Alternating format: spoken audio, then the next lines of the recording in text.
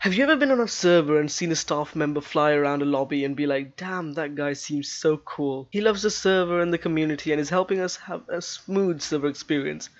I want to be like that. Well, you definitely come to the right place. Now you're wondering what I have that makes me more experienced than you. Well, first of all, I'm probably not as experienced or talented or as skilled as you are. But what I do have is a few ex-staff experiences in which I'll share some tips I've gathered in my journey. Now, this will definitely not include any sensitive details like insider information from when I was staff manager or things that you get to know while you were trusted in a server. So without further ado, good evening ladies and gentlemen, and welcome to 5 tips to become staff on any server.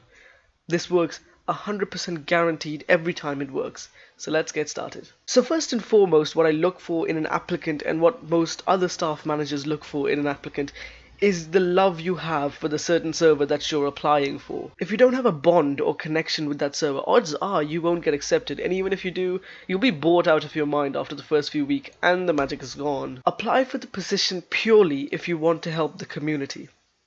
I understand that being staff gets you popular and noticed or acknowledged by the community and the server, but that's not because of a blue name or a blue tag.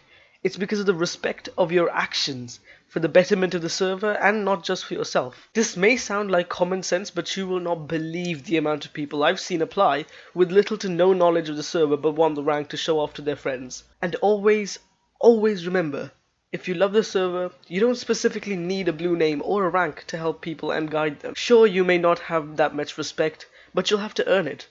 Being staff when nobody knows you is hard, and you will definitely get backlash from the community for being a quote-unquote noob. So you found the motivation to become a staff member. Great. Let's move on to number 2. Your application, specifically about the neatness of it all. You do not want to make an application that's all over the place. What I would recommend you do is making a list of things you want to include in your application and brainstorm about it for a long time. And afterwards, the application writing process isn't that hard. Make your application clear, simple, and easy to read. Refrain from adding like super hard words which don't really add value to the application, and try to make sensible sentences and ones that, well, make sense. Use bold letters for the questions and keep your application as emoji free as you can. The odd one here and there is fine, I guess. Try to keep the whole application in the same size, font, and color. And most importantly, this is where you shine. Not even in the interview is it given this much authority.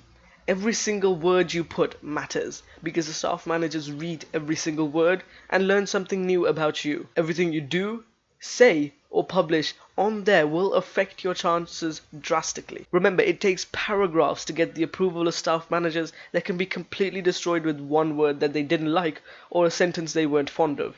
Everything you put matters. So you finally publish your application and you open your alerts tab or your inbox and find out that you've been accepted into the vetting process where you will be either interviewed or something or other. As of right now, you are not a staff member. So the worst thing you can do right now is go around claiming to be one. And in the application, if you were told something like, we accepted you because of your past history with CB the Beast and we like CB the Beast or something, and then they trust you to keep that information to yourself. If you go around telling the members, or worse yet, CB the Beast, what the staff managers had said, you'll be directly giving out information which was given to you on trust. Which brings me to tip number 3. Keep information a secret. Your biggest asset while being staff is the amount of information you're given in comparison with the non-staff members. You're given the information because the staff team trusts you enough. What you don't want to do is break that trust by telling a friend because you think you'll look cool if you have exclusive information.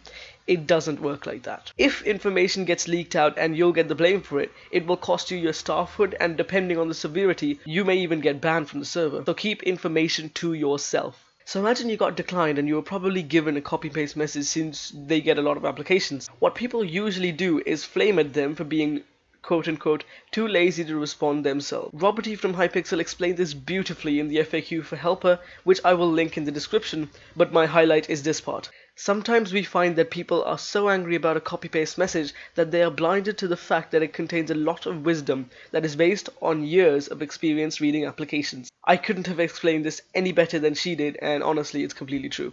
Which brings me to my 4th point. Trust your staff managers. I cannot stress this enough because it's one of the most important things about this. Your staff manager may not always be right, and you should tell them when they're not, but you have to agree to some extent that they have more experience than you, and you need to put faith in them that they know what they're doing, just like they've put faith in you to help the server and keep information private. And tip number 5, which is arguably and possibly the most important one of all, Have patience. You need to show the staff managers that you're not one of those people that can't wait for a message or a rank up. Everything comes to those who wait, and it's never been clearer in this format.